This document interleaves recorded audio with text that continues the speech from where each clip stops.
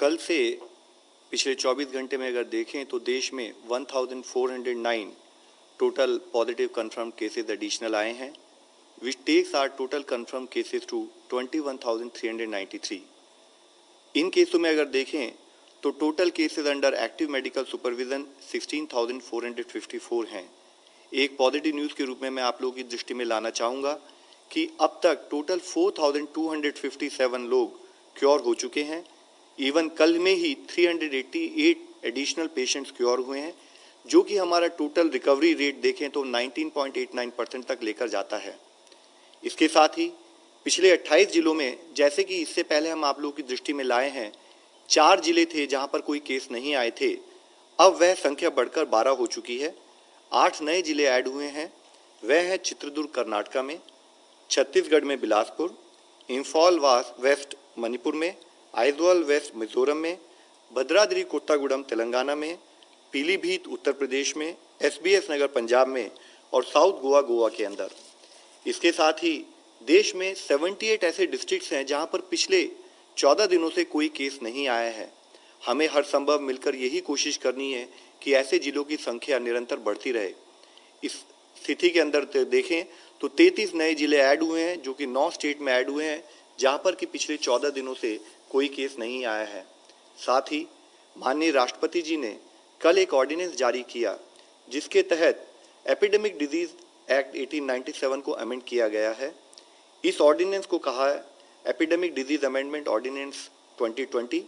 इसके अनुसार कोई भी व्यक्ति हेल्थ केयर सर्विस प्रोफेशनल के अगेंस्ट वायलेंस के किसी भी एक्ट में इंडल्ज ना करे या एपिडेमिक के दौरान किसी भी प्रॉपर्टी को कोई भी लॉस या नुकसान ना पहुंचाए।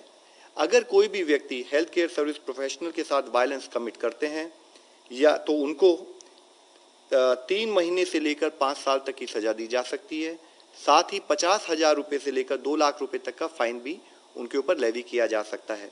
इसके साथ ही अगर कोई किसी हेल्थ प्रोफेशनल को जो कि एपिडेमिक ड्यूटी में लगे हुए हैं, उनके साथ कोई ग्रीवियस हर्ट अगर उनको देते हैं तो उसकी सजा बढ़कर 6 महीने से 7 साल तक हो सकती है और फाइन भी 1 लाख रुपए से 5 लाख रुपए तक उस पर लगाया जा सकता है।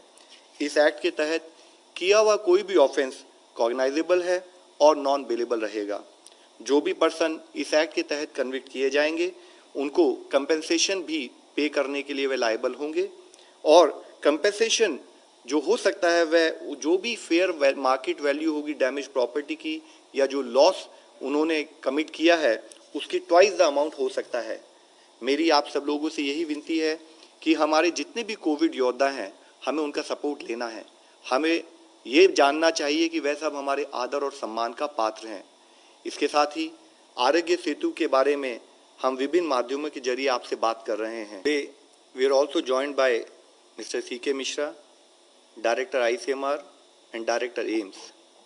आप सब लोगों को विदित है कि कोविड की इस लड़ाई में, इस महामारी के युद्ध में गवर्नमेंट की तरफ से 11 एम्पावर्ड ग्रुप बनाए गए थे गाइडेंस के लिए, और उसमें से एक ग्रुप नंबर 2 जिसका मुख्य कार्य है कि अवेलेबिलिटी ऑफ हॉस्पिटल्स, क्वारंटाइन और आइसोलेशन फैसिलिटीज, डिजीज सर्वेलेंस और टेस्टिंग के विषय में गाइडेंस देना, काम करना।